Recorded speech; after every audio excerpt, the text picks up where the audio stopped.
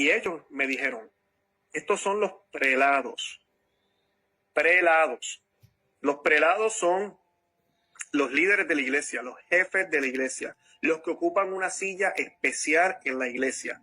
Entre prelados tenemos, vuelvo repito, obispos, el obispo de Roma, los papas, tenemos los obispos, tenemos los cardenales, monseñores, arquidiócesis, ¿verdad? Que están a cargo de arquidiócesis. Esos son los prelados. Ellos le respondieron, estos son los prelados. Le respondieron jefes de la iglesia y superiores de la religión. Y dijo ella, oh Dios, cada alma sufre en un momento todo aquello que sufren las almas de o los otros condenados. En esto, esta parte es importante. Cada alma sufre en un momento todo aquello que sufren las almas de los otros condenados. Entonces ella le preguntó al ángel, a los ángeles, ¿y estos quiénes son? Y ellos me dijeron, estos son los prelados. Prelados. Los prelados son los líderes de la iglesia, los jefes de la iglesia, los que ocupan una silla especial. Dios les bendiga a mi gente de este canal de Rolando TV. Gracias a los que están suscribiendo y a aquellas personas que están dejando sus comentarios. Bueno, este señor se llama Luis Román. Es un teólogo de la Iglesia Católica. Y fíjese lo que está diciendo aquí, que esta santa, supuestamente santa, ¿verdad? No es que yo esté diciendo que es santa, para ustedes los católicos es santa según. Se llama Verónica, no me acuerdo el apellido, pero es italiana. Y dice que tuvo una visión, oiga bien, la visión para los hermanos evangélicos que van a ver este video, oiga bien esto, si se puede creer. Dice que fue llevada por la Virgen María al infierno y allá se vio papas, cardenales, obispos de alta jerarquía de la Iglesia Católica en el infierno. ¿Le parece raro esto a usted, hermano evangélico? ¿Verdad que no? Porque claro, nosotros sabemos que la Iglesia Católica no es la iglesia que fundó Cristo, sino que es la gran ramera. Pero el católico dice que no, que es la iglesia que fundó Jesús. Bueno, y no es que yo no voy a decir, no hay pastores en el infierno, porque sí, también los ha de haber. Porque todo aquel que obra mal y que hace lo contrario a la voluntad de Dios va a ir al infierno, no importa si ya sea pastor o lo que sea. Pero tanto así como para ver papas, obispos, cardenales de la alta jerarquía católica, quiere decir que esto nos viene a comprobar que la Iglesia Católica no es la Iglesia de Cristo, sino una cueva de demonios, ¿verdad? Y esto para mí no es ninguna sorpresa. Y ojo, no lo está diciendo un cristiano evangélico, no le está diciendo ningún protestante levantando falsos de la Iglesia Católica, lo está diciendo un católico. Vaya y vean su canal si quieren, se llama Luis Román, tiene su canal en YouTube. Esta parte de su canal se llama Conoce, Ama y Vive tu Fe. Luis Román. Un católico que está diciendo lo que pasa en la iglesia, que no está engañándose solo y que está reconociendo que hay personas de alta jerarquía católicos en el infierno. ¿Por qué será? ¿Será por buenos? ¿Será por idólatras? Por algo será. Así que usted, a mi amigo católico, tenga cuidado. Usted que me está diciendo, no, la iglesia católica es la iglesia de Cristo, mentiras del diablo. El segundo mandamiento dice, no te harás imagen ni semejanza de nada que está en los cielos ni en la tierra. Y oiga bien, de nada dice, ¿verdad? Ok, vamos a suponer, y no voy a decir vamos a suponer, porque sin duda alguna María, la madre de Jesús, está en el cielo, ¿verdad? Pero como ustedes dicen que es la Virgen María, ella está en el cielo, y la Biblia en el segundo mandamiento dice, no te harás imagen de nada que está en el cielo ni en la tierra. Y ella está en el cielo, y ustedes se hacen una imagen de yeso, de madera, de metal. ¿Creen usted que le agrada a Dios? Jesús se pone contento porque hicieron una imagen de su mamá y la andan paseando y le andan poniendo veladoras. No, nada imagen. No, pero es que nosotros sabemos que los santos no son dioses y que las vírgenes no son dioses. La Biblia en el segundo mandamiento no está diciendo que solo dioses falsos. Está diciendo nada, no te hagas imagen de nada ni de nadie. Así que sus imágenes son herejías católicos. Nos vemos en el próximo video.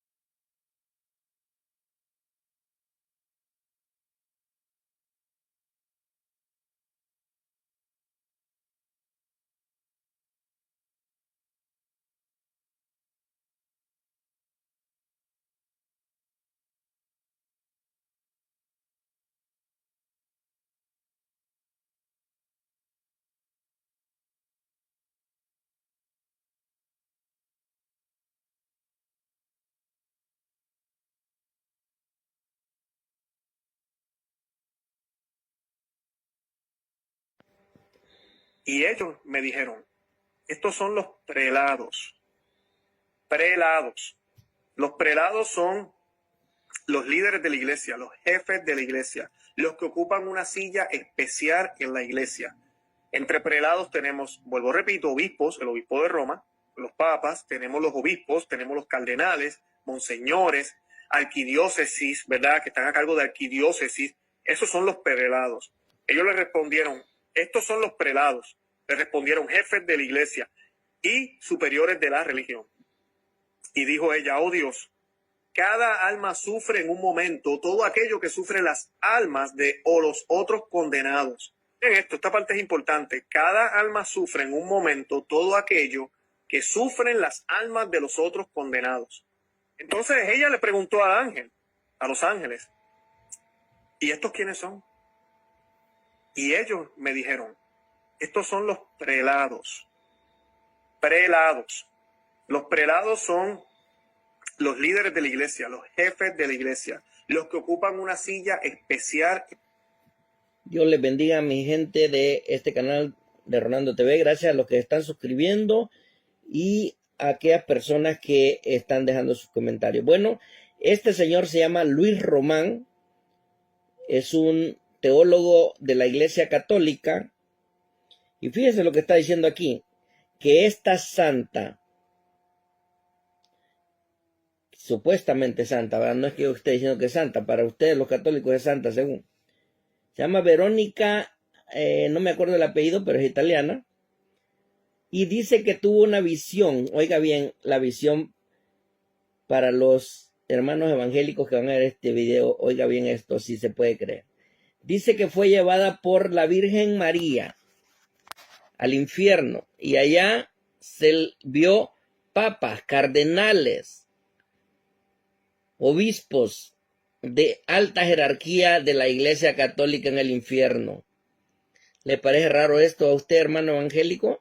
¿Verdad que no? Porque claro, nosotros sabemos que la Iglesia Católica no es la iglesia que fundó Cristo, sino que es la gran ramera. Pero el católico dice que no, que es la iglesia que fundó Jesús. Bueno, y no es que yo no voy a decir, no hay pastores en el infierno, porque sí, también los ha de haber. Porque todo aquel que obra mal y que hace lo contrario a la voluntad de Dios va a ir al infierno, no importa si ya sea pastor o lo que sea. Pero tanto así como para ver papas, obispos, cardenales de la alta jerarquía católica, quiere decir que esto nos viene a comprobar que la Iglesia Católica no es la Iglesia de Cristo, sino una cueva de demonios, ¿verdad? Y esto para mí no es ninguna sorpresa. Y ojo, no lo está diciendo un cristiano evangélico, no le está diciendo ningún protestante levantando falsos de la Iglesia Católica, lo está diciendo un católico. Vaya y vean su canal si quieren, se llama Luis Román, tiene su canal en YouTube. Ahí está parte de su canal, se llama Conoce, Ama y Vive tu Fe. Luis Román. Un católico que está diciendo lo que pasa en la iglesia, que no está engañándose solo y que está reconociendo que hay personas de alta jerarquía católicos en el infierno. ¿Por qué será? ¿Será por buenos? ¿Será por idólatras? Por algo será. Así que usted, a mi amigo católico, tenga cuidado. Usted que me está diciendo, no, la iglesia católica es la iglesia de Cristo, mentiras del diablo. El segundo mandamiento dice, no te harás imagen ni semejanza de nada que está en los cielos ni en la tierra. Y oiga bien, de nada dice, ¿verdad? Ok, vamos a suponer, y no voy a decir vamos a suponer, porque sin duda alguna María, la madre de Jesús, está en el cielo, ¿verdad? Pero como ustedes dicen que es la Virgen María, ella está en el cielo, y la Biblia en el segundo mandamiento dice, no te harás imagen de nada que está en el cielo ni en la tierra. Y ella está en el cielo, y ustedes se hacen una imagen de yeso, de madera, de metal. ¿Creen usted que le agrada a Dios? Jesús se pone contento porque hicieron una imagen de su mamá y la andan paseando y le andan poniendo veladoras. No, nada imagen. No, pero es que nosotros sabemos que los santos no son dioses y que las vírgenes no son dioses. La Biblia en el segundo mandamiento no está diciendo que solo dioses falsos. Está diciendo nada, no te hagas imagen de nada ni de nadie. Así que sus imágenes son herejías católicos.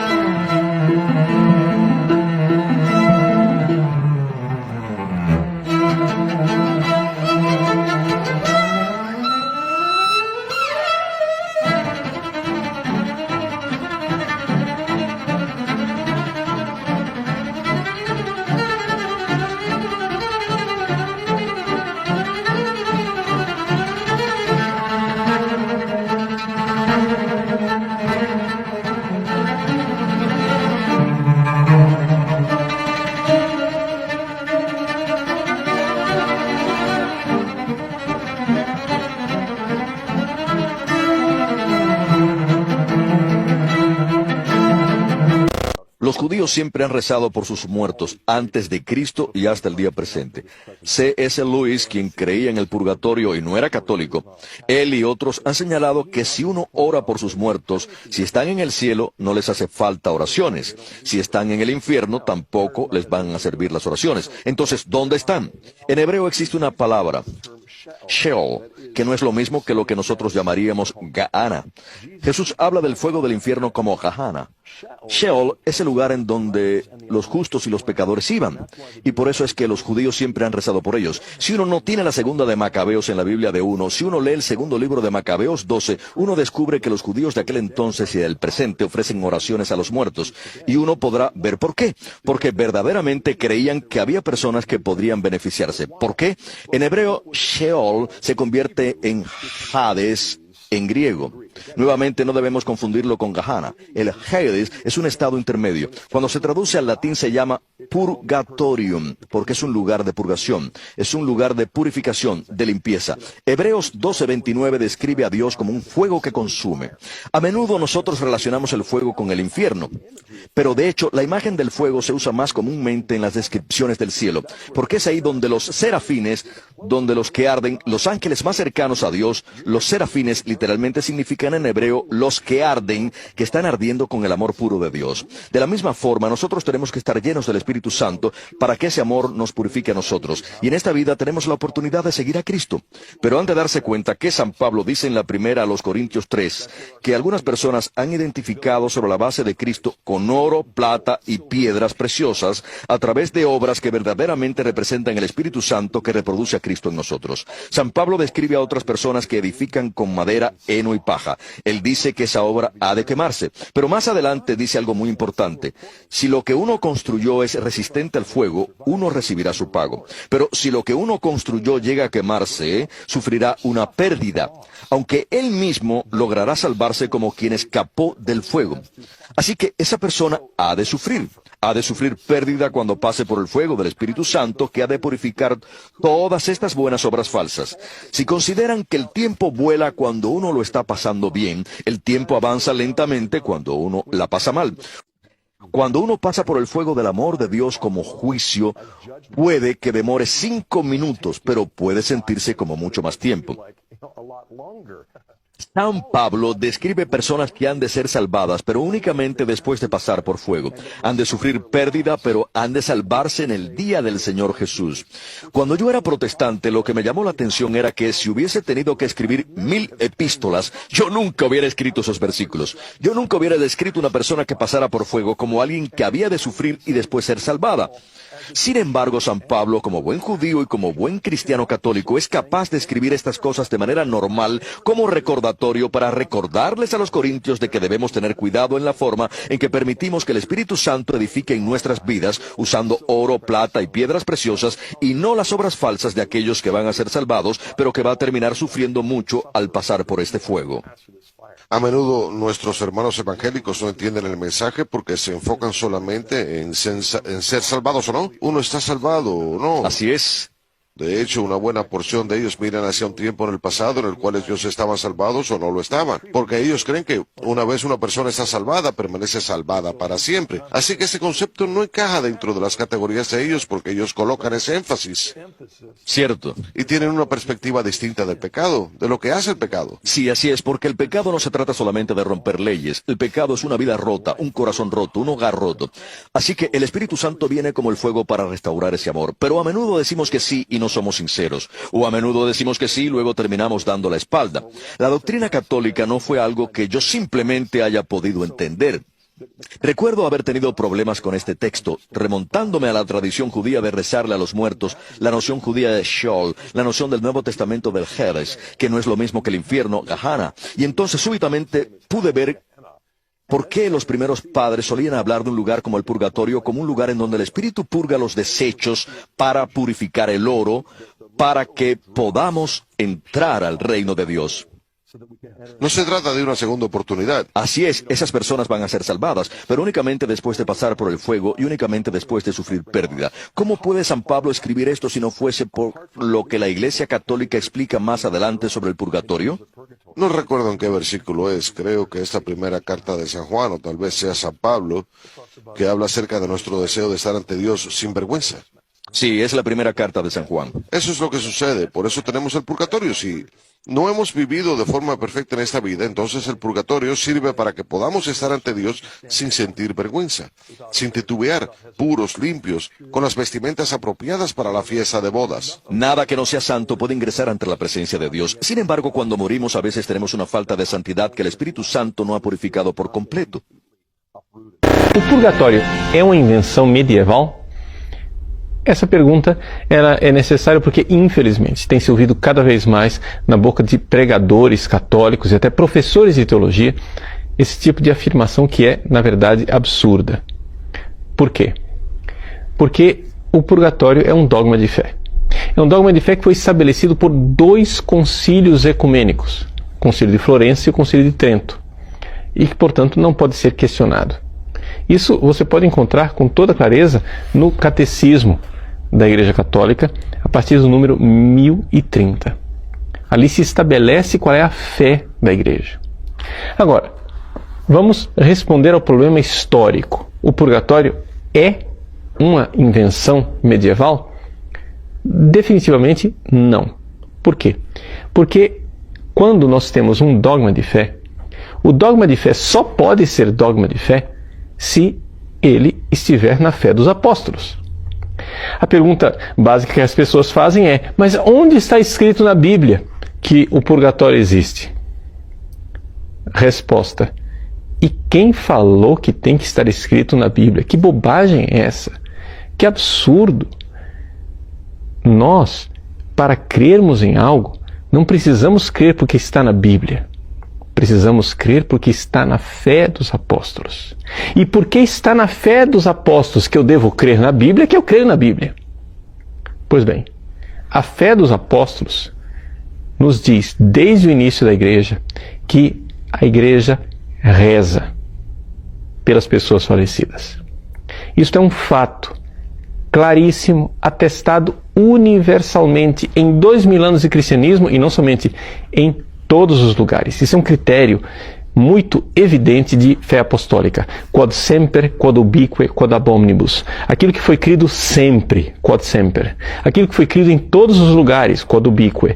E aquilo que foi crido por todos os santos doutores, quod ab omnibus. É evidente que isso é a fé da igreja. Isso não é uma moda passageira. Então, peguemos lá, por exemplo, nas catacumbas cristãs, quantas e quantas inscrições, né?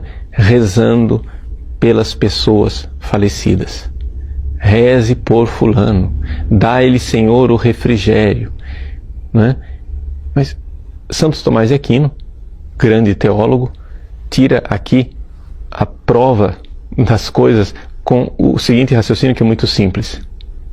Nós sabemos que é inútil rezar pelas pessoas que estão no céu. E sabemos também que é inútil rezar pelas pessoas que estão no inferno.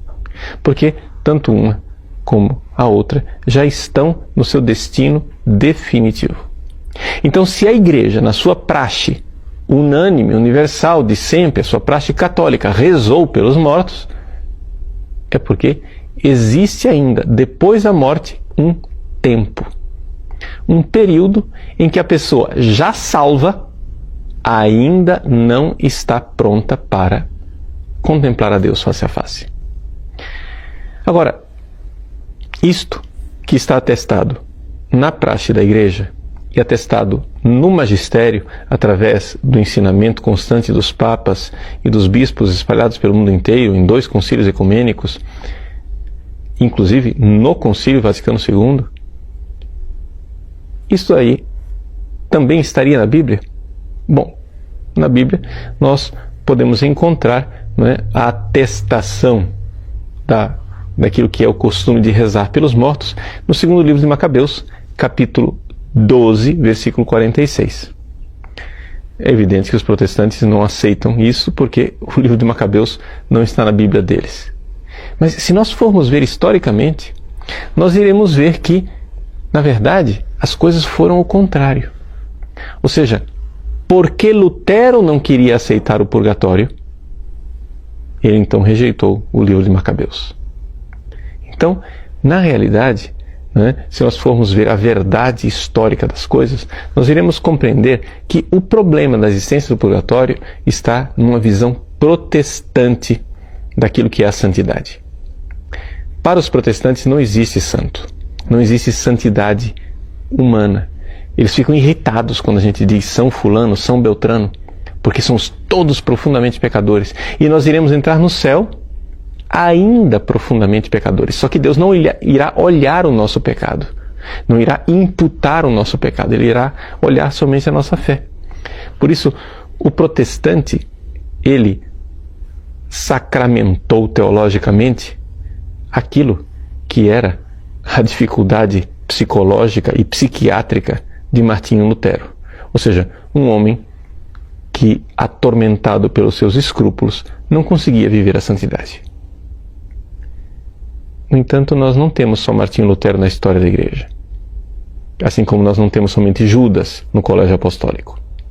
Nós temos uma longa tradição de santos e numerosíssimos santos que, embora convertidos, embora sem cometer pecados mortais, embora virtuosos, continuavam a fazer penitência aqui na terra porque sabiam que precisavam se purificar.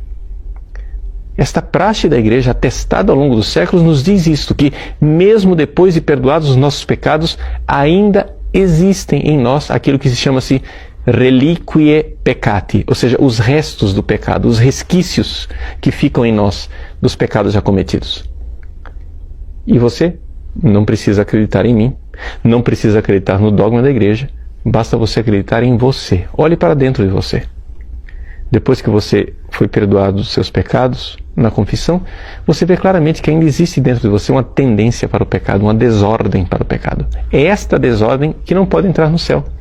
Isso deve ser modificado, isso deve ser purificado. E por isso existe, sim, de fato, o purgatório. Trata-se de uma lógica, não é? Dentro da realidade, da visão de santidade da Igreja de 2000 anos. Nós cremos que a santidade é possível.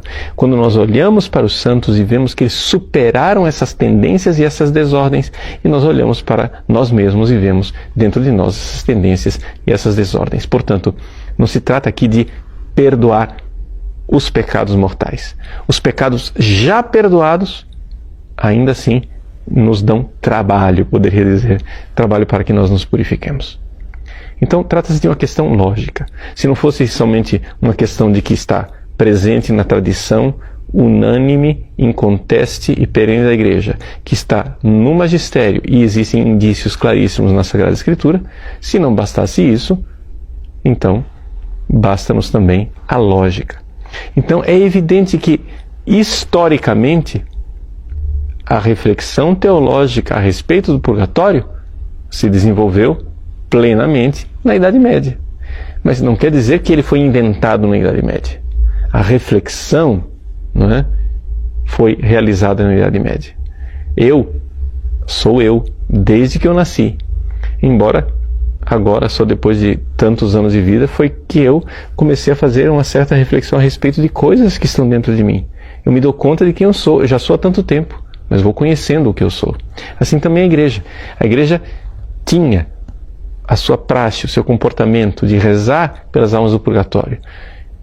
Quando os teólogos se perguntam por que é que nós fazemos isso, então encontra-se a explicação teológica que floresceu na Idade Média. É por isso que se cria esta mentira dizendo que o purgatório foi inventado na Idade Média, porque só aparece a palavra purgatório na Idade Média. Mas não é necessário que haja uma palavra para que exista a realidade. O seu filho já existia antes de você dar nome para ele. El purgatorio existe en la mente de muchos católicos. Cuidado, porque eso no está en la Biblia. Quiero que prestes mucha atención a este mensaje. Mis alumnos del colegio me preguntaban y me decían: Padre Paulo, dígame usted, ¿dónde está el purgatorio? Porque usted siempre nos salva del purgatorio. Y busqué la Biblia. Purgatorio, ¿dónde está? Y comencé a buscar la Biblia y no encontraba en la Biblia. Esta es una Biblia católica, mi amigo. Yo no predico con Biblia evangélica. Esta es la Biblia latinoamericana. Y en esta Biblia no encontraba la palabra purgatorio, ni el lugar purgatorio. Y me fui a mi obispo y le dije: Monseñor, vengo a hacerle una pregunta a usted. ¿Sabe quién es el monseñor? Es el obispo. Me fui donde el obispo y le dije: Monseñor, dígame usted, ¿dónde está el purgatorio? Y él me dijo: Padre Paulo, el purgatorio. Se comenzó a rascar la cabeza. El purgatorio está al lado del limbo. Y Monseñor, ¿y dónde está el limbo? Está al lado del purgatorio. En otras palabras, mi amigo, no había dado respuesta a mi pregunta. Pero yo tenía que creer que cuando una persona muere, se va al purgatorio. E O que Padre Pio nos ensina sobre as almas do purgatório? Você sabia que o Padre Pio dedicava muitas orações às almas do purgatório? Mas por que isso era tão importante para ele? Padre Pio acreditava profundamente que as almas no purgatório estão em um estado de purificação, precisando de ajuda para alcançar a paz com Deus. Ele sentia compaixão porque essas almas, segundo a fé católica, não podem rezar por si mesmas. Ele acreditava que nossas orações têm o poder de aliviar o sofrimento dessas almas e ajudá-las a encontrar a luz eterna. Para Padre Pio, cada oração era uma ponte de amor e de misericórdia para essas almas esquecidas.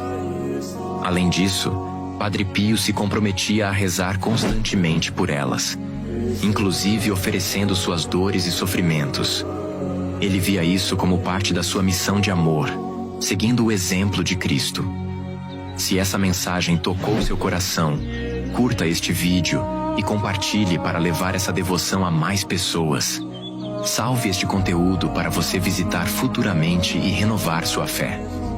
¿Sabías que las almas del purgatorio te ayudan si tú rezas por ellas? Ellas no pueden rezar por sí mismas, pero sí por ti. Según el Catecismo de la Iglesia, todos los que mueren en la gracia y amistad de Dios, pero todavía imperfectamente purificados, tienen ciertamente asegurada su salvación. Pero después de la muerte, sufren una purificación a fin de alcanzar la santidad necesaria para entrar al gozo del cielo. La Iglesia llama purgatorio a esta purificación final de los elegidos, que es completamente diferente al castigo de los condenados en el infierno. Debemos de reconciliarnos con Dios antes de morir. Por eso la iglesia militante debe orar por la iglesia sufriente. Cuando tú rezas o ofreces misas por un alma del purgatorio, te estás convirtiendo en su intercesor. Estás actuando de manera que estás cumpliendo con una de las mayores obras de misericordia. Y cuando ellas son libradas del purgatorio y llegan al cielo, tienes a las intercesoras más agradecidas de todo el mundo. San Alfonso María Ligorio decía que una vez que tú te conviertes en sufragante por un alma del purgatorio, tienes a las amigas más agradecidas que jamás podrías imaginar. Muchas personas cuentan de favores recibidos por las almas del purgatorio, tal como el Padre Pío, muchos santos y muchas personas laicas comunes y sacerdotes, que hablan de muchos peligros que han sido salvados gracias a la intercesión de las almas del purgatorio. ¿Tú ya rezas por ellas? Yo te invito a que inicies hoy y verás cómo vas a tener un ejército de amigas que, como tú oras por ellas, ellas orarán por ti. Por favor, déjame en los comentarios si tú ya habías escuchado pensado alguna vez que las almas del purgatorio han hecho favores en agradecimiento a todas las personas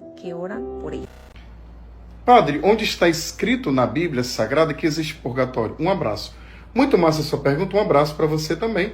O nome purgatório não aparece na Bíblia porque é o nome da doutrina cristã da purificação após a morte. Como também não aparece na Bíblia o nome Santíssima Trindade, que é a doutrina cristã que Deus é Pai, Filho e Espírito Santo.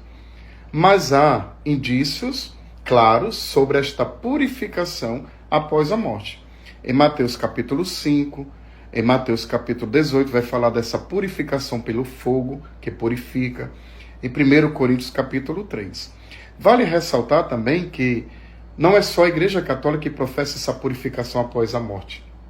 Muitas igrejas ortodoxas também professam e alguns judeus, alguns grupos de judeus também professam essa purificação após a morte, tá bom? Este jovem, de forma tão clara, fala a respeito do purgatório. Você, como católico, tem dúvidas sobre o purgatório? Veja esse vídeo e como ele explica muito bem sobre o purgatório. Se você morrer santo, você vai para o céu. Se morrer tentando, vai levar um purga. E se morrer no pecado, pau de arara para o inferno. Estão entendendo? Diga amém. Qual é o segredo para nós católicos? Repita comigo: ser santo ou morrer tentando? Fala mais alto. Se você morrer santo, céu. Se você morrer tentando, purgatório. O que você não pode é... Entendeu? Sim ou não? Mas Eudes, me dá a prova. Para você entender o purgatório, você vai sair desse texto de 2 Coríntios 5 e abre a sua Bíblia, primeira carta de João, capítulo 5, fazendo favor. Primeira carta de São João, finalzinho da Bíblia, não é evangelho. Você estava em 2 Coríntios, Gálatas, Efésios, Filipenses, Colossenses, 1 e 2 Tessalonicenses, 1 e 2 Timóteo, Tito, Filemão, Hebreus, Tiago, 1 Pedro, 2 Pedro, 1 João. Achou? Diga amém. Primeira carta de São João, capítulo 5. Glória a Deus. Acharam, gente? Versículo 16, página 1553. 1 João, capítulo 5, versículo 16. Aleluia. Se alguém vê seu irmão cometer um pecado que não conduz à morte, reze, e Deus lhe dará vida. Isto para aqueles que não pecam para a morte. Há pecado que é para a morte, não digo que se reze por esse. Toda iniquidade é pecado, mas há pecado que não leva à morte. Repita esse 17, 1, 2, 3. Toda iniquidade é pecado, mas há pecado... Palavra do Senhor. Olha para cá. Nesse texto, você entendeu que tem dois tipos de pecado. Pecado mortal e pecado venial. Como é que chama o primeiro? Como é que chama o segundo? O pecado, para ser mortal, tem que ter três coisas: matéria grave, pleno conhecimento e pleno consentimento. Vamos repetir? Matéria grave, pleno conhecimento e pleno... O que é matéria grave? Ele é um pecado que ofende os 10 mandamentos. Se ele ofendeu os 10 mandamentos, ele tem matéria grave. O que é pleno conhecimento? Você sabe que ele ofende os mandamentos. O que é pleno consentimento? Ninguém te obrigou. Você fez o que você quis. Se você morrer com um pecado desse, sem arrepender, presta atenção, com um pecado sem... Fala a palavra, sem... Eu não estou dizendo que a pessoa pode arrepender no último momento. Pode. Mas se você, marido, está com sua mulher e trair ela e morrer assim... Se você, casal de namorado, está aqui e está no tico-tico do fubá, a mão naquilo, aquilo na mão. Se você morrer assim... Se você já cometeu aborto e não se confessou ainda, procura o padre e se confessa. Porque se você morrer com um pecado desse, tem que arrepender. Se você está dando cano igual os nossos políticos, pegando o que não é seu, se esse povo morrer, qualquer pecado mortal, sem arrependimento, não basta dois não, é só um. Se você morrer sem arrepender, você morreu separado de Deus. Para onde você vai? Para o inferno. Agora tem um problema. Eu disse a você que tem dois tipos de pecado. Como é que chama o primeiro? Como é que chama o segundo? Só que aí tem um detalhe. O pecado mortal tem dois tipos de pena. Existe a pena eterna e a pena temporal. Vamos repetir? Pena eterna e pena temporal. Só vocês.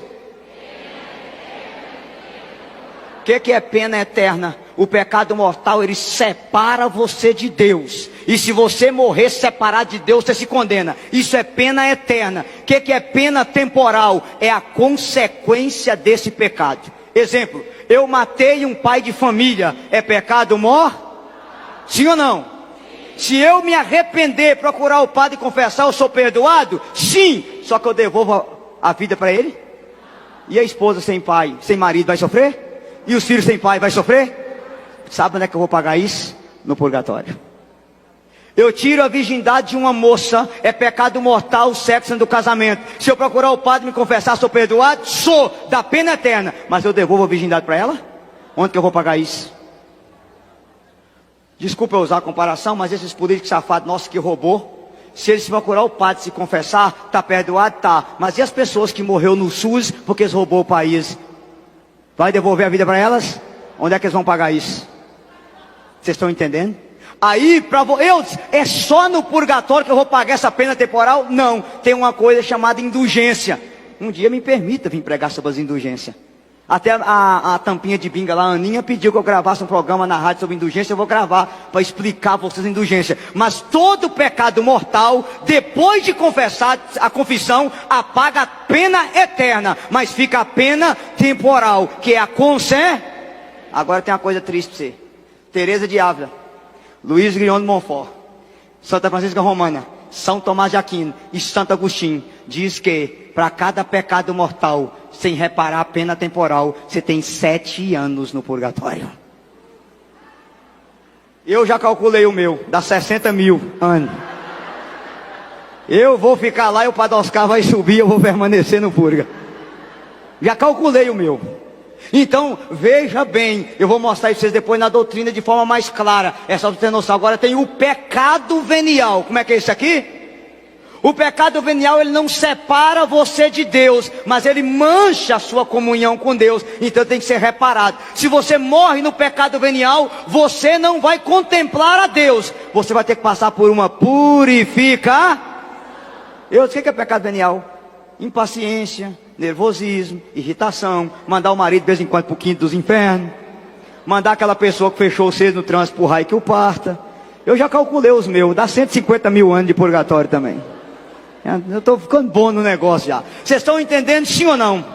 Então, diante desse texto da carta de João, vocês aprenderam que existe pecado mortal e pecado. Agora você fala assim, tá bom, cabecinha, eu quero que você me mostre na Bíblia esse negócio de purgatório, porque eu não estou entendendo nada. Então vamos embora mostrar na Bíblia. Passei na Bíblia para você. Mateus capítulo 5, começa lá. Vamos embora ver sobre o purgatório. Mateus capítulo 5. Vocês encontrou? Diga glória a Deus. Versículo 25. Mateus 5, 25. Entre em acordo sem demora com teu adversário, enquanto estás a caminho com ele, para que não suceda que ele te entregue ao juiz, e o juiz te entregue ao seu ministro, e seja posto em prisão. 26 em voz alta. Em verdade te digo, dali não sairás antes de ter pago o último. Dá uma salva de palmas para essa palavra, fazendo favor. Tá claro? Ei, Jesus está dizendo que se você está de mal com alguém, reconcilia com essa pessoa enquanto você está a caminho. Caminho do quê? Do tribunal. Lembra? 2 Coríntios 5:10. Para que chegar lá o juiz. Quem é o juiz? Jesus. Te entregue ao ministro. Quem é o ministro? O anjo, que vai colocar você na prisão. E você não vai sair de lá sem pagar o último centavo. Essa prisão não é o inferno. Porque no inferno você foi Você lembra do rico? Pai Abraão, manda Lázaro molhar o dedo na água e pingar que o trem tá feio. Oh, meu filho, já era. Não tem jeito. Essa prisão aí, qual é o nome dela? Purgatório não é um terceiro lugar. E também não é um intermédio. Entre o céu e o inferno tem um purgatório. Não. Purgatório, então, você já começa a entender que é um lugar de purificação para aqueles que irão para o céu. Entenderam? Então vamos lá. Só pode entrar no céu quem é santo. Se você tiver um pecado sequer, você não pode entrar no céu, porque senão você morreria. Ninguém pode estar diante de Deus face a face sem morrer. Então você precisa ser santo, totalmente santo, purificado. E o que acontece? Pode ser que você morra. E aí, catecismo da igreja agora. Catecismo da Igreja Católica diz: se você morrer em pecado mortal, você desce direto para o inferno. E por que é tão grave assim quando o Catecismo diz: se você morre em pecado mortal, você vai direto para o inferno? Porque lembrem, o pecado mortal é um pecado muito grave.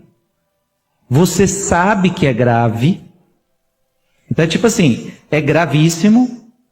Eu sei que você sabe que é grave? Sei, eu sei que é pecado, eu sei que ofende a Deus, mas mesmo assim você vai continuar fazendo? Sim, mesmo assim eu continuo fazendo.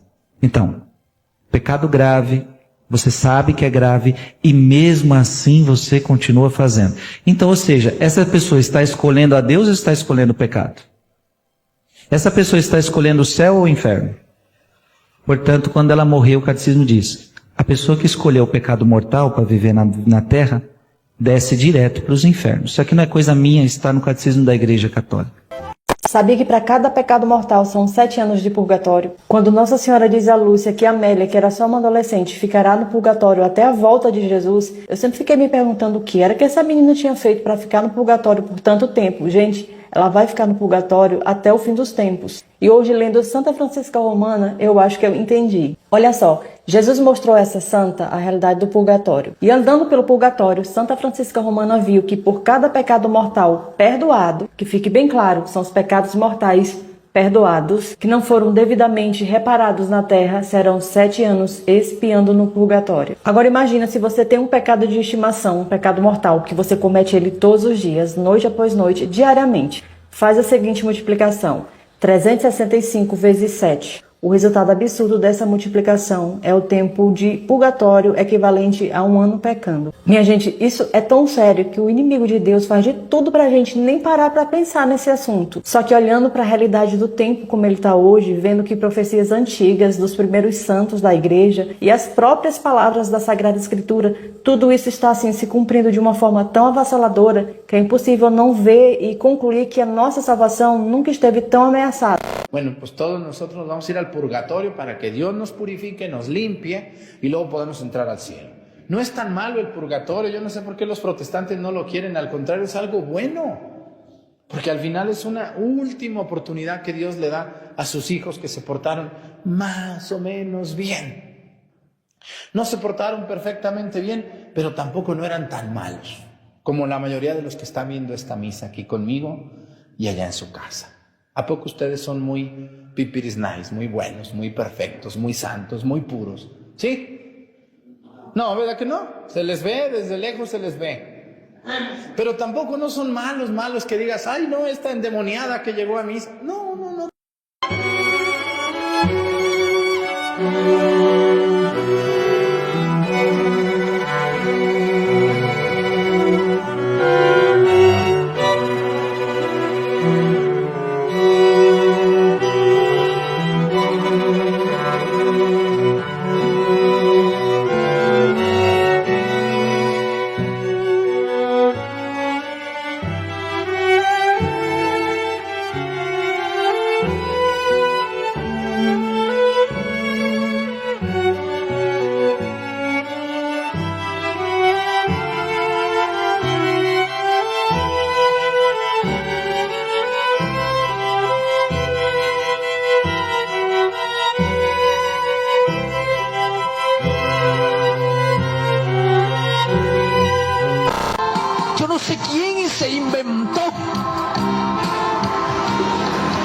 la oración, oiga, que hay que pedir por las almas que están en el purgatorio. ¿Dónde aparece en la Biblia eso?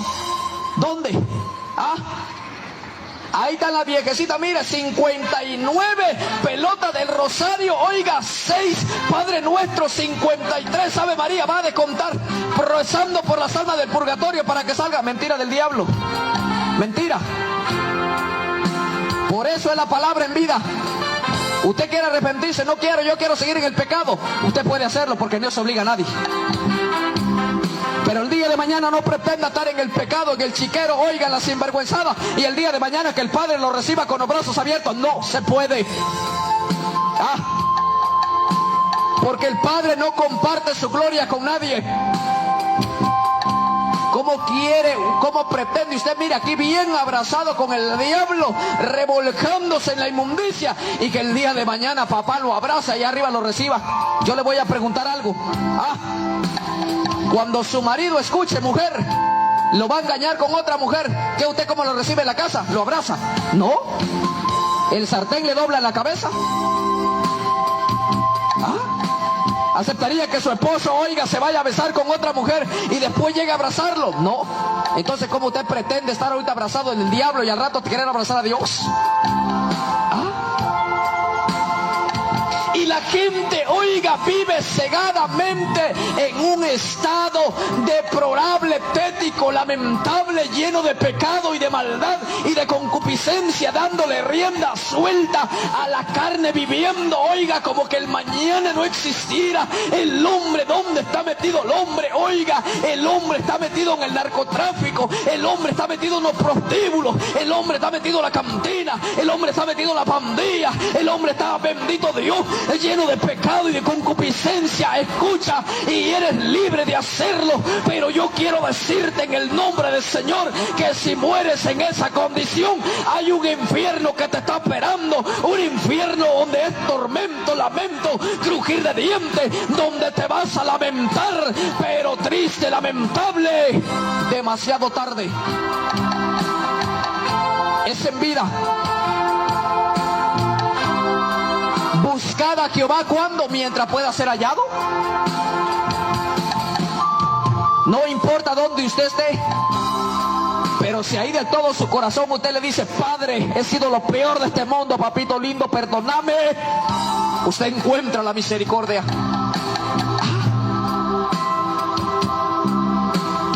Sí, ahí donde está usted encuentra y alcanza el perdón, pero es en vida.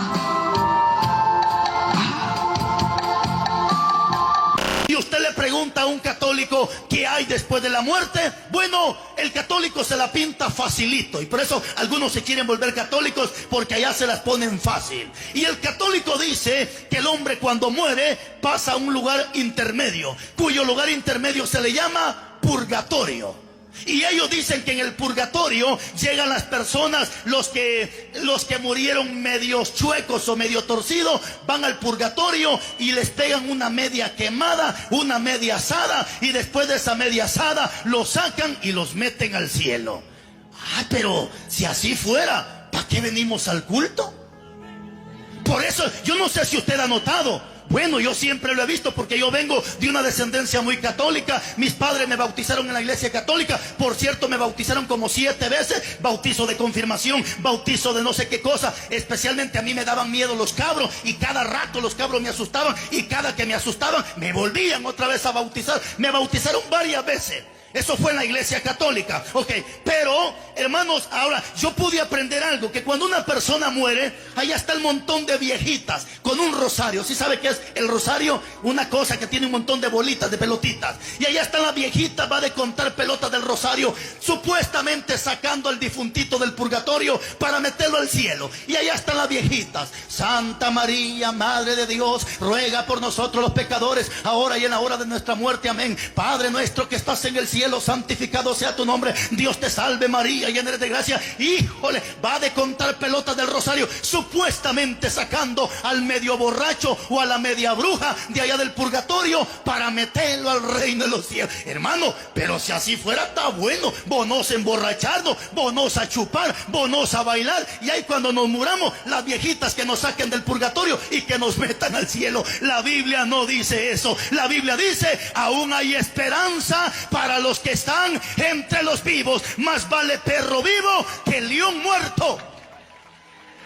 ¿Por qué dice la Biblia, más vale perro vivo que león muerto? ¿Por qué? Porque el perro, aunque todo lleno de giote, pero si está vivo, con una inyección se compone. El león, aunque esté muerto, ya muerto el perro se lo puede comer. Por eso dice la Biblia que aún hay esperanza para los que están entre los vivos. El muerto nada sabe. Pero la pregunta sigue surgiendo. ¿Qué hay después de la muerte? ¿Qué hay después de la muerte? Ok, déjeme que vaya rápidamente con esto. Después de la muerte hay una resurrección. ¿Qué habrá después de la muerte? Resurrección.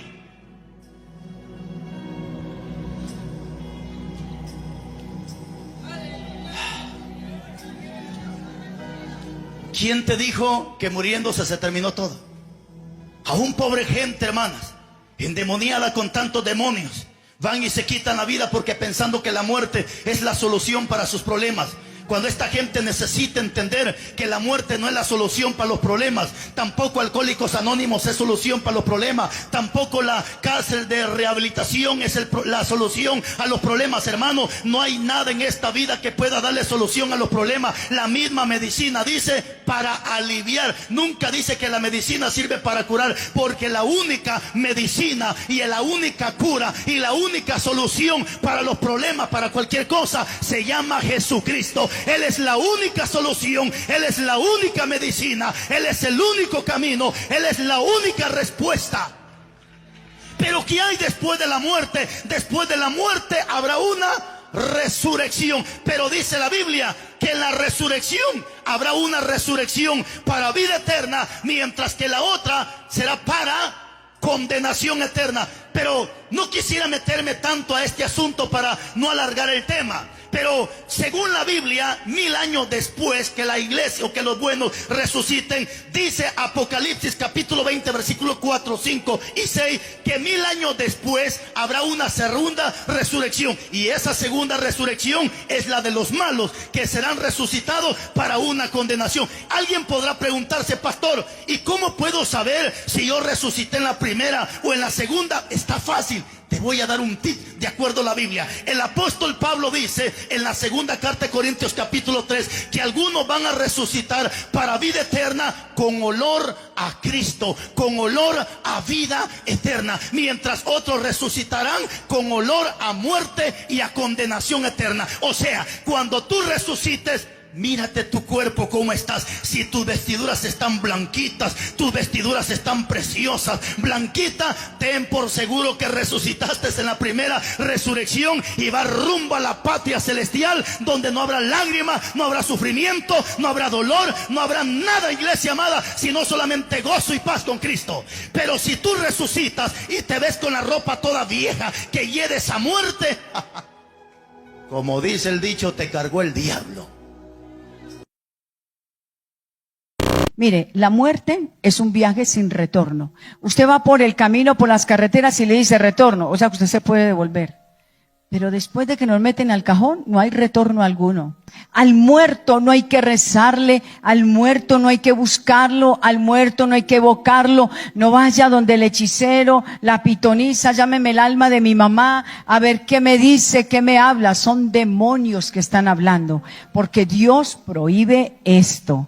Yo no puedo venir y decir que por mandarle una misa al difunto, por rezarle un Padre Nuestro y hacerle una novena de 9 días después de que lo entierra, ya se salvó y no pasó nada. Si el purgatorio existe, en vano murió Cristo en esa cruz. Pero si usted dice, o sea que para yo ser salvo, ¿qué necesitamos? Aceptar a Jesucristo en nuestro corazón. Para ser salvo, lo primero que yo necesito es a Cristo en mi corazón. Lo segundo, un arrepentimiento. Lo tercero, nacer de nuevo. Y cuando yo ya he nacido de nuevo, me despojo del viejo hombre y me lleno del Espíritu Santo.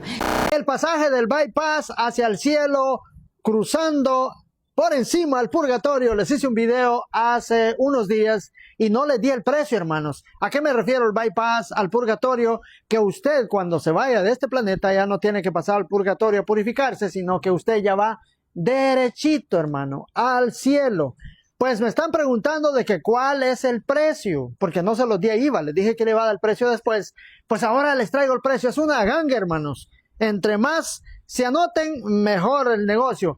Vale $1,000, hermano, poquito, $1,000 es poquitito, usted solo lleva $1,000, sea con tarjeta de débito, de crédito o en efectivo, allá en la iglesia de la apostasía, usted puede llevarlo, no hay problema, ahí se lo recibimos en cash y usted ya tiene pagado el bypass hacia el cielo sin pasar el purgatorio. Bypass quiere decir, hermano, que usted, mire, va a pasar volando encima y sin tener que ir a pasar a quemarse un poquito ahí va. Usted va directo al cielo. Así es que ténganlo en mente. Les quería traer este video para decirles el precio y así es que ya lo tienen. Y así es que después no me pongan excusas que yo no les dije y les toque irse a quemar unos cuantos días ahí. Al purgatorio. ¿Se inventa cuándo esa doctrina? En el año 593. El purgatorio ya tiene un trasfondo griego antes de Cristo con Platón. El purgatorio está en el libro de los Macabeos, pero estos libros son de origen griego. Sí. Y tienen la influencia griega. Filosofía y mitología griega. Totalmente de acuerdo. Ahora, el purgatorio nace inclusive en la República de Platón. Platón fue un gran filósofo, el maestro de Aristóteles, discípulo de Sócrates. Estamos hablando del siglo IV, siglo V antes de Cristo. Platón era un dualista. Creía que había dos realidades, el mundo perfecto, las ideas que eran inmaculadas, perfectas, espirituales, y el mundo humano, material, la materia era mala, imperfecta, asquerosa. Entonces, ¿qué era un ser humano? Un ser humano era la mezcla, el compuesto de lo divino, de lo espiritual, del mundo de las ideas con el mundo material. Entonces, un ser humano, pongamos usted, Arturo, usted, antes de nacer de su mamá, usted preexistió en el mundo de las ideas. Resulta que un demonio artífice llamado Demiurgo, según Platón, cogió la idea de Arturo. Arturo en el cielo era perfecto, lindo, hermoso. Pero un demiurgo, sin vergüenza, lo cogió y lo plasmó en un cuerpecito con defecto. No me lo ataques a mi amigo, ¿eh? Con defecto. Pero, ¿qué es la muerte para Platón? Lo mismo que para Sócrates. Es que el cuerpo para Platón es la cárcel del alma. Entonces la muerte es que el alma se libera de ese estuche, de esa cárcel, y regresa al mundo de las ideas, que era persistente. Entonces, ¿qué pasa ahí?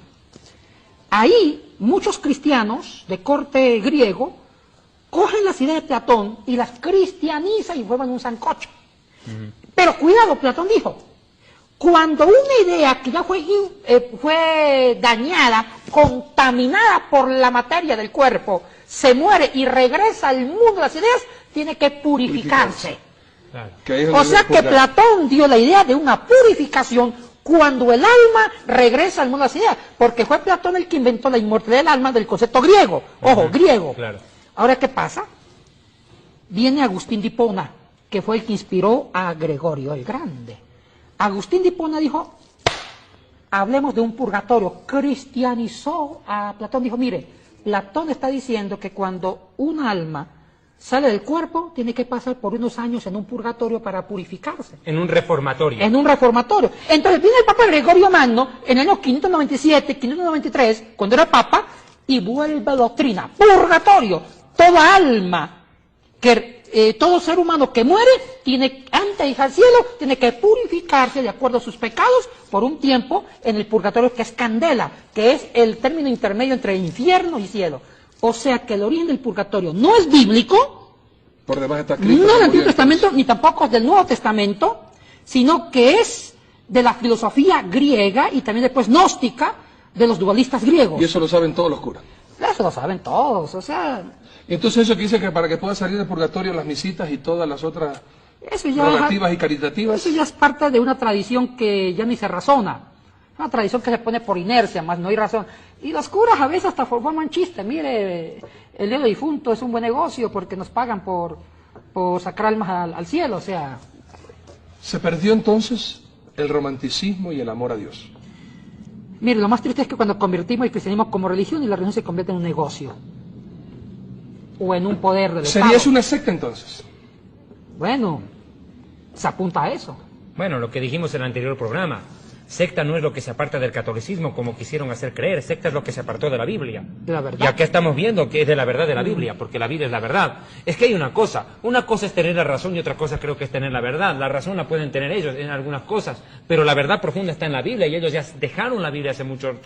Ahora, hay una manera de pensar con relación a los muertos, que si una persona murió, pero no era tan pecadora así, era más o menos buena, bueno, tuvo sus fallas, sus errores, pero no era un contumaz pecador miserable. Entonces, ¿qué pasa? No iría al paraíso, porque todavía no merece, pero tampoco iría al infierno, porque no merece. Entonces iría al purgatorio. Y en el purgatorio, él o sus familiares que quedaron en vida tratarían de pagar penitencias, hacer ofrendas, alguna cosa, para que él, después de un periodo de purificación en el purgatorio, pudiese pasar al paraíso. Es una manera de pensar bonita, pero mi pregunta es, ¿y de dónde viene esa información? Porque de la palabra de Dios no viene. Diciendo esto, leo Eclesiastés capítulo 9, versículo 10. Dice así: todo lo que te venga a mano para hacer, hazlo según tus fuerzas. Porque al Seol, al sepulcro, a donde vas, no hay obra, ni trabajo, ni ciencia, ni sabiduría. O sea, no hay purgatorio. Cuando tú mueras ya se acabó todo. No hay un periodo de vida en que vas a purgar por tus pecados, vas a mejorar tu manera de ser, o que tus parientes en esta tierra van a estar haciendo algo, ofreciendo misas o ofreciendo ofrendas, cualquier cosa así para que a ti te vaya bien mientras te estás preparando para entrar al paraíso. No existe eso en la palabra de Dios. Mira lo que dice Ezequiel capítulo 18, versículo 20. El alma que peque, esa morirá. El hijo no llevará el pecado del padre, ni el padre llevará el pecado del hijo. Así que si mi hijo murió, yo no puedo hacer sacrificios en esta tierra para salvar a mi hijo. Porque la palabra de Dios es clara. Dice que el alma que peca muere. El padre no puede hacer nada por su hijo, el hijo no puede hacer nada por el padre. La justicia del justo recaerá sobre él y la impiedad del impío recaerá sobre él. Y hay otro versículo más que nos ayuda a entender que no existe purgatorio. No hay un estado de vida en que el ser humano está mejorando para poder entrar al paraíso. Y ese texto es Hebreos capítulo 9, versículo 27, que dice: y de la manera que está establecido para los hombres, que mueren una sola vez, y después de esto el juicio. Murió, se acabó su oportunidad. Por eso todo lo que venga a tu mano para hacer, hazlo según tus fuerzas, porque cuando mueras se acabó todo. Se acabó todo. Existe el purgatorio según la Biblia. La Biblia no habla de ningún purgatorio. La Biblia es clara en Juan capítulo 5, verso 29, donde dice: y los que hicieron lo bueno saldrán a resurrección de vida, mas los que hicieron lo malo a resurrección de condenación. No existe ningún purgatorio según las Escrituras. Las personas que mueren salvas o mueren condenadas. Mientras están vivas, tienen oportunidad de salvarse. También miramos en 2 de Corintios capítulo 5, verso 10, donde dice: porque es necesario que todos nosotros comparezcamos ante el tribunal de Cristo, para que cada uno reciba según lo que haya hecho mientras estaba en el cuerpo, sea bueno o sea malo. Miramos que la raza humana tiene que dar cuenta a Dios de lo que hizo en el cuerpo. Y eso es mientras estaba vivo. Cuando alguien muere, ya nadie puede hacer algo por ellos. Ni las misas ni los novenarios pueden salvarte. Así que mientras hay vida, hay esperanza. No existe el purgatorio según las Escrituras. O te mueres salvo o te mueres condenado. Você chega num funeral de um ímpio e a família lá chorando. Ah, mas ele está com o céu agora, com Deus. Que céu? Não está nem no primeiro, quanto mais no terceiro. A doutrina católica romana, para botar um meio termo e não assustar muito, criou uma coisa chamada purgatório, que só existe em conto de fada. Purgatório é aquele lugar que quem não está muito bem com Deus fica fazendo estágio até que melhore e possa subir de degrau. Mas diga para o seu irmão, purgatório não existe. Carta aos Hebreus diz que depois que o homem morre, segue-se o juízo. Então depois que morre, não tem estágio para melhorar nem para piorar. O teu destino está sendo determinado pelo que tu estás fazendo aqui hoje e agora.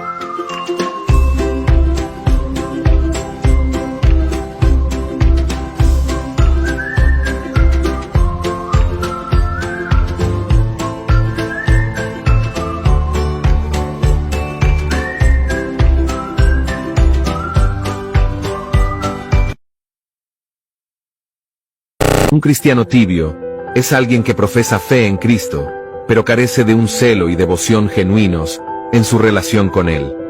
Aquí hay 7 señales que pueden indicar un cristiano tibio. 1. Vida de oración inconsistente. Los cristianos tibios pueden tener hábitos de oración esporádicos o superficiales, careciendo de una conexión consistente y profunda con Dios, a través de la oración. 2. Descuido en el estudio de las Escrituras. Los cristianos tibios pueden tener poco interés en estudiar y meditar en la palabra de Dios, perdiéndose el poder transformador y la guía que proporciona. 3. Prioridades mundanas. Los cristianos tibios pueden priorizar las búsquedas y placeres mundanos sobre el crecimiento espiritual y los propósitos del reino, buscando la autogratificación en lugar de alinear sus vidas con la voluntad de Dios. 4. Falta de compasión y amor por los demás.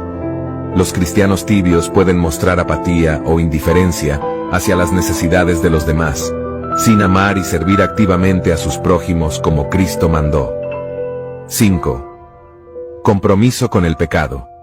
Los cristianos tibios pueden tolerar o incluso abrazar comportamientos o actitudes pecaminosas en sus vidas, sin entregarse completamente al trabajo transformador del Espíritu Santo. 6. Miedo a la persecución o el rechazo. Los cristianos tibios pueden evitar vivir audazmente su fe, temiendo las opiniones de los demás o las posibles consecuencias de defender sus creencias. 7. Falta de fruto espiritual. Los cristianos tibios pueden mostrar un mínimo de evidencia de los frutos del Espíritu, como amor, alegría, paz, paciencia, bondad, fidelidad, humildad y dominio propio en sus vidas. Reconocer estas señales es una oportunidad para la autorreflexión y el arrepentimiento. Un cristiano tibio puede buscar una pasión renovada por Dios, entregando completamente su vida a Él, y buscando una relación profunda, auténtica y transformadora con Jesucristo. ¿Cómo identificar a un cristiano tibio? Los cristianos tibios, escuchen esto porque tal vez nos identificamos nosotros, los cristianos tibios siempre están desanimados. Los cristianos tibios siempre hablan mal de los demás. Los cristianos tibios no quieren crecer en el conocimiento de las Escrituras. Los cristianos tibios solo buscan pasarla bien. Y si hay un concierto con un cantante disque cristiano, vamos a pasarla bien. Los cristianos tibios no les gusta vivir en santidad. ¿Qué quiere decir santidad? Apartado del pecado. Los cristianos tibios les gusta el activismo, activan, hacen y deshacen, pero no para el cristianismo. Los cristianos tibios no quieren tener una relación con Dios. Los cristianos tibios no leen la Biblia todos los días. Los cristianos tibios no oran todos los días. Los cristianos tibios, según ellos, están bien con Dios poniendo 1 o 2 mensajes por las redes sociales semanalmente. Veamos lo que dice Romanos 12, 1 y 2. Romanos 12, 1 y 2. El apóstol Pablo, escribiendo a la iglesia de Roma, dice: así que, hermanos, os ruego por las misericordias de Dios. Pablo dice: les ruego que presentéis vuestros cuerpos en sacrificio vivo, santo y agradable a Dios, que es vuestro culto racional. Versículo 2. No os conforméis a este siglo, sino transformaos por medio de la renovación de vuestro entendimiento, para que comprobéis cuál es la buena voluntad de Dios, la cual es buena, agradable y perfecta. Hermanos, nosotros no podemos vivir como cristianos tibios. Tenemos que presentar nuestros cuerpos en sacrificio vivo, en sacrificio santo y agradable a Dios. ¿Qué quiere decir eso? Miren, ¿qué quiere decir sacrificio? El apóstol Pablo dice: con Cristo estoy juntamente crucificado, y ya no vivo yo, dice, mas Cristo vive en mí. Sacrificio quiere decir que ya no vives tú, sino que Cristo vive en ti. Den un aplauso a Dios. Porque hoy, hermano, la iglesia se ha convertido en una iglesia ramera. Cualquier nueva doctrina se mete dentro de la iglesia. Cualquier charlatán que sale hablando de prosperidad y lo meten dentro de la iglesia. Hermano, cualquier político que promete papeles lo meten dentro de la iglesia. El Señor reprenda al diablo. En el altar se para gente santa. En el altar se para gente que guarda la palabra del Dios. Aleluya, gloria a Dios. Dios mío. Me gusta que el Señor le dice a las iglesias en Apocalipsis, sé celoso. Pero ¿cuántos de ustedes son celosos? Hay pastores que dicen, Dios mío, ¿quién invitó a ese talibán?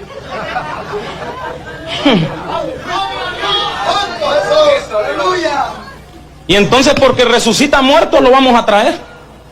Si Juan el Bautista viviera hoy, nadie lo invita a la iglesia. Porque Juan el Bautista ningún milagro hizo. Pero Cristo Jesús dijo, no ha nacido otro hombre de mujer como Juan el Bautista. ¿Cuántos adoran la gloria de Jehová?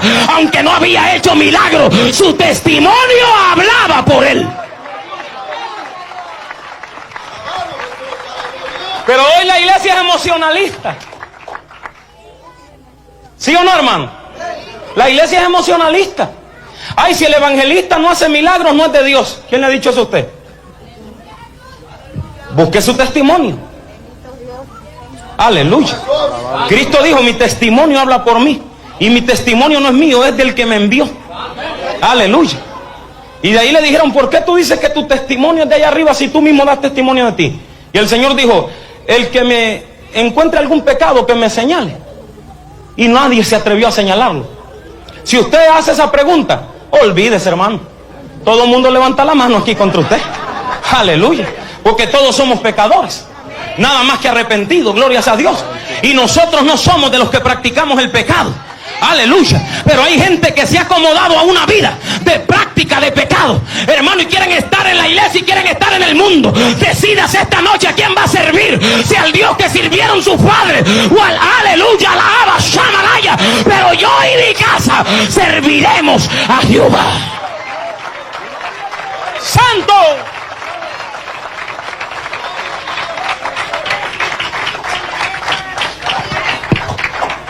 Gloria a Dios. ¡Wow! ¡Qué problema, hermano! Hermanos, ya basta de tanta hipocresía. Procuremos ser fríos o procuremos ser calientes. Yo he escuchado gente que dice, no, Dios no quiere gente fría. La Biblia dice, sí, por cuanto no eres ni frío, dice Dios, ni tampoco caliente, sino que tibio te vomitará. ¿Y qué dice Dios? Ojalá fueses frío o fueses caliente. Hay que entender esa parte. ¿Por qué Dios quiere que nosotros seamos fríos? Porque Dios está comparando a su iglesia con algo de comer. Por eso dice, por cuanto eres tibio te vomitaré de mi boca, porque Dios está haciendo una comparativa con la iglesia, con algo que se come, para que entendamos esa parte de la Biblia, que lo que es caliente se come caliente y lo que es frío se toma frío. Un refresco, ¿cómo se toma? Frío. El caldo de res, ¿cómo se come? Caliente. O sea que lo que es frío es frío y lo que es caliente, pero no se puede comer algo que sea frío, tibio, porque eso hace mal. ¿Qué es lo que Dios dice? Frío, frío, o caliente, caliente, pero no tibio. ¿Quién es alguien tibio? Es alguien que está mezclado, medio caliente y medio frío. Ese es el problema de muchos cristianos, que está mezclado. ¿Cuánto cristiano ahorita está? Alabaré, alabaré. Y cuando viene Navidad, Día de la Madre, es más, viene el 15 de septiembre, ahí andan los hijos de los predicadores bailando música mundana. ¿Quiénes son? Hijos de evangelistas, hijos de predicadores. ¿Por qué? Porque esta es de la gente en la cual los Tito en el 1:16 profesan conocer a Dios, pero con sus hechos lo niegan, siendo abominables y rebeldes y reprobados delante de Dios.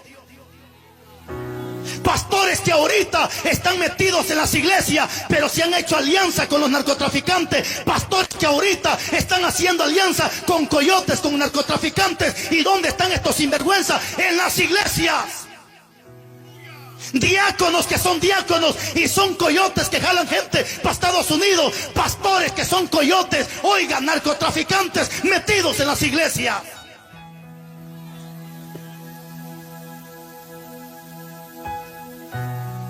Y si aquí hay un coyote,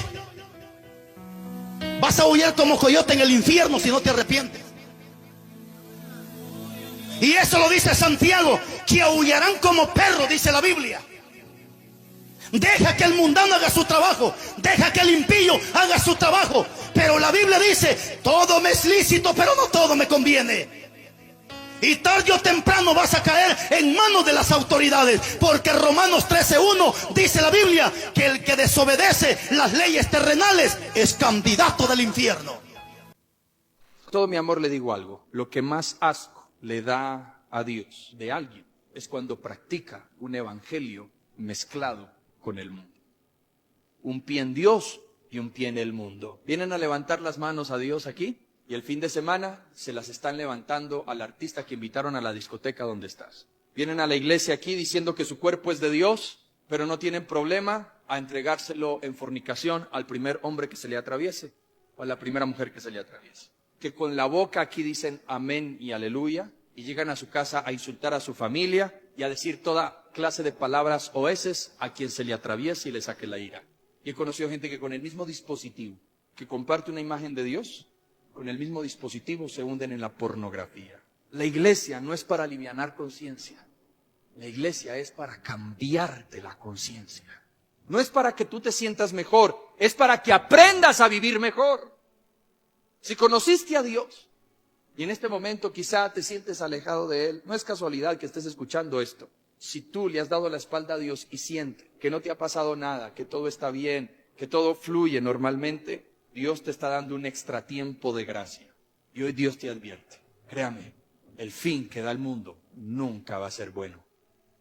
Pero el fin que da Dios, a pesar de que hay sacrificios, siempre será de paz, de risa y de plenitud.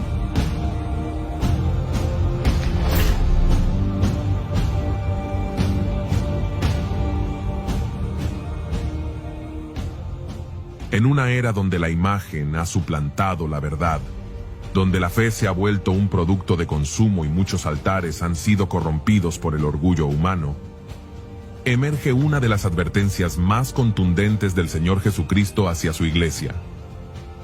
Por cuanto eres tibio y no frío ni caliente, te vomitaré de mi boca. No se lo dijo al mundo incrédulo, se lo dijo a una iglesia, a una congregación que llevaba su nombre, pero había perdido su presencia. La iglesia de la Odisea representa el peligro más silencioso y letal, la tibieza espiritual. No eran falsos maestros, no adoraban ídolos, ni perseguían a los justos. Simplemente se habían vuelto cómodos, autosuficientes, indiferentes, y eso bastó para que Cristo los rechazara. Creían tenerlo todo, pero en realidad no poseían nada.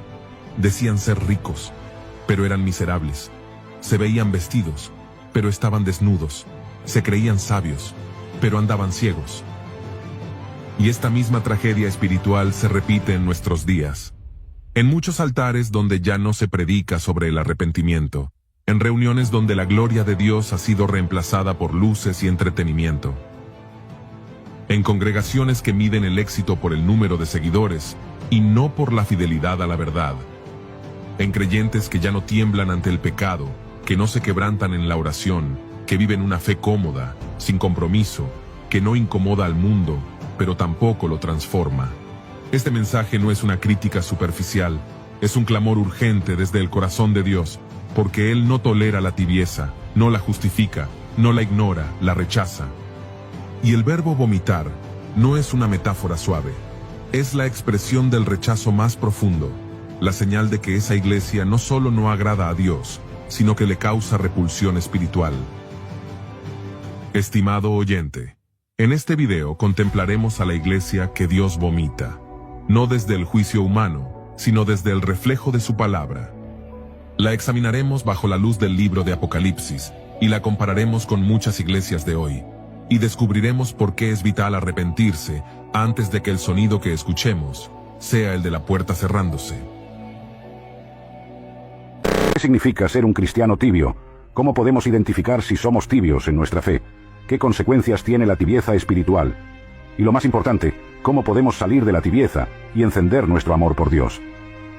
Estas son algunas de las preguntas que vamos a responder en este video, basándonos en la palabra de Dios y en la experiencia de muchos creyentes que han pasado por esta situación. Te invito a que te quedes hasta el final, porque este video puede cambiar tu vida y tu relación con Dios. Comencemos. El término cristiano tibio se refiere a aquel que tiene una fe débil, superficial y conformista, que no se compromete con Dios ni con su obra, que vive a medias entre el mundo y la iglesia, que no tiene pasión ni fruto espiritual, y que se engaña a sí mismo pensando que está bien con Dios. La Biblia nos advierte sobre el peligro de ser cristianos tibios en el libro de Apocalipsis, donde Jesús le dice a la iglesia de la Odisea: yo conozco tus obras, que ni eres frío ni caliente, ojalá fueses frío o caliente, pero por cuanto eres tibio, y no frío ni caliente, te vomitaré de mi boca. Apocalipsis 3:15 al 16. Estas son palabras muy duras, que nos muestran el rechazo de Dios hacia la tibieza espiritual. Dios quiere que seamos fervientes, que lo amemos con todo nuestro corazón, alma, mente y fuerza, y que demos testimonio de su gracia y su verdad en el mundo. No quiere que seamos indiferentes, que nos conformemos con lo mínimo, que nos acomodemos a la cultura y a los valores del mundo, y que nos alejemos de su voluntad y de su propósito para nuestra vida. Ahora bien, ¿cómo podemos saber si somos cristianos tibios? ¿Qué señales nos pueden alertar de que estamos en esta condición? Aquí te comparto algunas características que suelen tener los cristianos tibios y que puedes evaluar en tu propia vida. Un cristiano tibio no tiene un tiempo de calidad con Dios. No lee la Biblia con regularidad, ni ora con sinceridad, ni busca la guía del Espíritu Santo. Su comunión con Dios es esporádica, rutinaria y superficial. No tiene hambre ni sed de Dios, ni de su palabra. Un cristiano tibio no se involucra en la iglesia, no asiste con frecuencia, ni participa con entusiasmo, ni se relaciona con los demás. No se integra a ningún grupo de estudio, de oración, de servicio o de discipulado. No se somete a la autoridad de los pastores, ni respeta la doctrina de la iglesia. No tiene sentido de pertenencia, ni de responsabilidad, ni de unidad con el cuerpo de Cristo. Un cristiano tibio no comparte el Evangelio. No tiene el deseo ni el valor de hablar de Jesús a los demás, ni de invitarlos a la iglesia, ni de dar testimonio de su fe. No se preocupa por las almas perdidas, ni por la misión de Dios en el mundo. No tiene una visión ni una pasión por el reino de Dios. Un cristiano tibio no se aparta del pecado. No se arrepiente, ni se confiesa ante Dios, ni busca la ayuda de Dios para vencer las tentaciones. No se esfuerza por ser santo, ni por agradar a Dios, ni por obedecer sus mandamientos. No se diferencia del mundo, ni se renueva en su mente, ni se transforma en su carácter. No tiene temor ni amor por Dios, ni por su gloria. Estas son solo algunas de las señales que pueden indicarnos que somos cristianos tibios. Tal vez te identifiques con alguna o con varias de ellas. Si es así, te invito a que reflexiones sobre tu condición espiritual y que reconozcas que necesitas un cambio radical en tu vida. La tibieza espiritual no solo nos afecta a nosotros mismos, sino también a los que nos rodean y sobre todo a Dios. Veamos algunas de las consecuencias que tiene la tibieza en nuestra vida. La tibieza espiritual nos aleja de Dios. Cuando somos tibios, perdemos la intimidad y la comunión con Dios, y nos volvemos insensibles a su voz y a su presencia. Nos perdemos de las bendiciones y los planes que Dios tiene para nosotros, y nos exponemos a los ataques y las mentiras del enemigo. Nos convertimos en personas vacías, tristes y sin propósito. La tibieza espiritual nos impide crecer. Cuando somos tibios, no avanzamos ni maduramos en nuestra fe, sino que nos estancamos y retrocedemos. No desarrollamos los dones y los talentos que Dios nos ha dado, ni los usamos para su gloria. No damos fruto, ni somos de bendición para los demás. Nos convertimos en personas inútiles, improductivas y sin influencia. La tibieza espiritual nos hace perder la salvación. Cuando somos tibios, corremos el riesgo de ser rechazados por Dios y de perder la gracia y la misericordia que nos ha ofrecido en Cristo. No podemos estar seguros de nuestra salvación ni de nuestra eternidad con Dios. Nos convertimos en personas condenadas, sin esperanza y sin futuro. Estas son algunas de las consecuencias que tiene la tibieza en nuestra vida. Son muy graves y muy tristes, y debemos evitarlas a toda costa. No podemos seguir siendo cristianos tibios, sino que debemos buscar un cambio radical en nuestra vida. La buena noticia es que Dios no nos deja en la tibieza, sino que nos llama al arrepentimiento y a la restauración. Él quiere que seamos cristianos fervientes, que lo amemos con todo nuestro ser, y que demos testimonio de su gracia y su verdad en el mundo. Él quiere que seamos cristianos que le glorifiquen, que le agraden y que le obedezcan. Pero para lograr esto, debemos tomar una decisión firme y sincera de salir de la tibieza y de encender nuestro amor por Dios.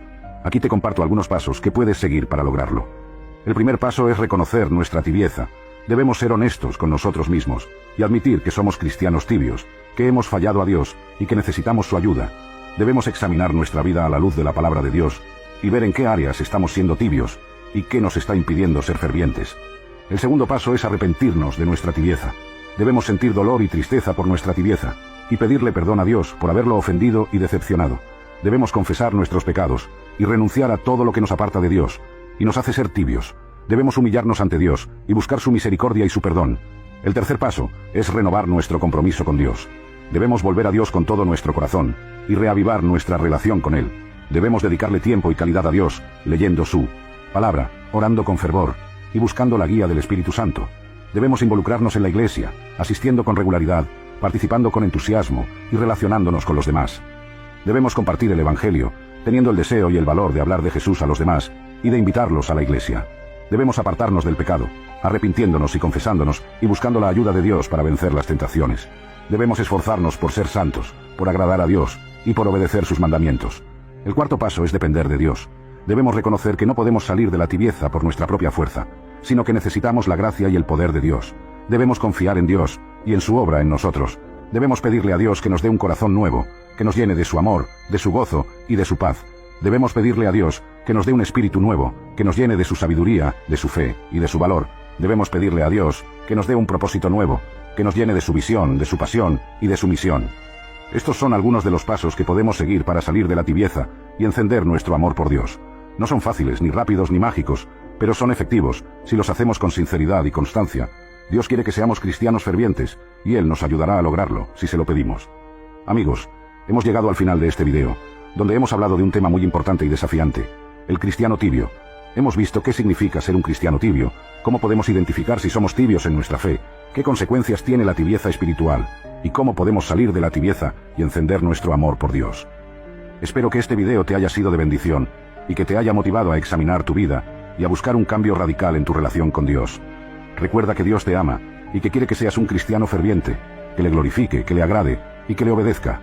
En pleno siglo XXI tenemos que reconocer que millones de cristianos son tibios. Cuidado, un cristiano tibio, dice la Biblia, será vomitado de la boca de Dios. Y hoy vamos a ver por qué digo que millones de cristianos son tibios. Y es que muchos dicen, una vez al año no hace daño, de vez en cuando podemos hacer esto y aquello. Yo considero que no es tan malo. Si pecas y luego pides perdón, no pasa nada. Dios es un Dios de amor. Él no puede castigar tan duramente a los que hacen cosas de pecado. De vez en cuando escuchar música mundana no tiene nada de malo. De vez en cuando ir a bailar a una fiesta no tiene nada de malo. Al cumplir los 15 años de mi hija, primero Dios, haremos una actividad religiosa y después haremos un baile, dicen muchos. Dios sabe que somos débiles, por eso pecamos. Cuidado, eso es lo que dicen muchos. Y esos muchos representan a los millones de cristianos que hoy en el mundo están tibios. Los cristianos tibios no son verdaderos cristianos. No van para el cielo. Están equivocados. Y hoy vamos a ver el mensaje que nuestro Señor Jesucristo envía a la iglesia de Laodicea.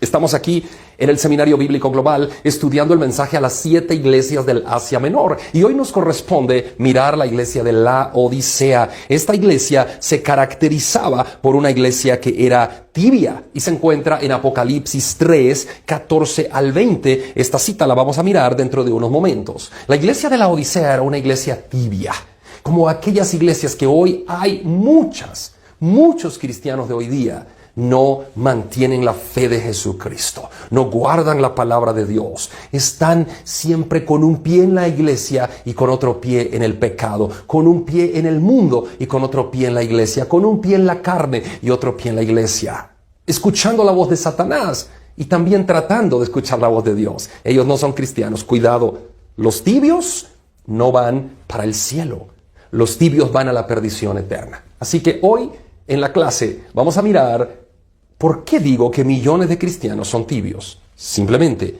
porque tomo la referencia que nuestro Señor Jesucristo nos hace en Apocalipsis 3, del 14 al 20, cuando le envía un mensaje a la iglesia de Laodicea.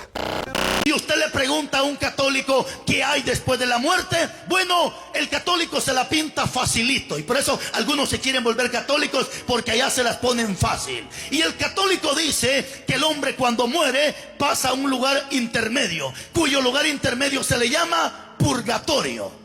Y ellos dicen que en el purgatorio llegan las personas, los que murieron medios chuecos o medio torcidos, van al purgatorio y les pegan una media quemada, una media asada, y después de esa media asada los sacan y los meten al cielo. Ah, pero si así fuera, ¿para qué venimos al culto? Por eso, yo no sé si usted ha notado. Bueno, yo siempre lo he visto porque yo vengo de una descendencia muy católica. Mis padres me bautizaron en la iglesia católica. Por cierto, me bautizaron como 7 veces. Bautizo de confirmación, bautizo de no sé qué cosa. Especialmente a mí me daban miedo los cabros, y cada rato los cabros me asustaban, y cada que me asustaban me volvían otra vez a bautizar. Me bautizaron varias veces.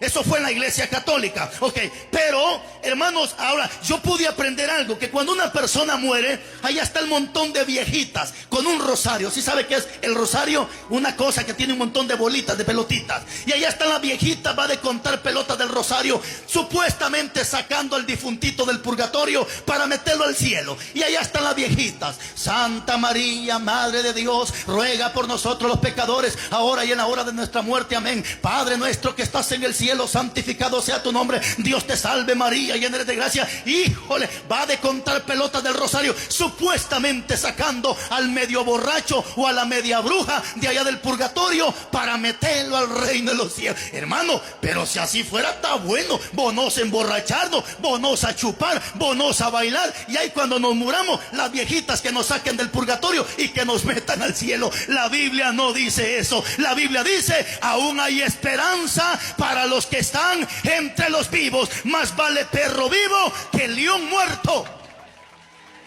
¿Por qué dice la Biblia, más vale perro vivo que león muerto? ¿Por qué? Porque el perro, aunque todo lleno de giote, pero si está vivo, con una inyección se compone. El león, aunque esté muerto, ya muerto el perro se lo puede comer. Por eso dice la Biblia que aún hay esperanza para los que están entre los vivos. El muerto nada sabe. Pero la pregunta sigue surgiendo. ¿Qué hay después de la muerte? ¿Qué hay después de la muerte? Ok, déjeme que vaya rápidamente con esto. Después de la muerte hay una resurrección. ¿Qué habrá después de la muerte? Resurrección.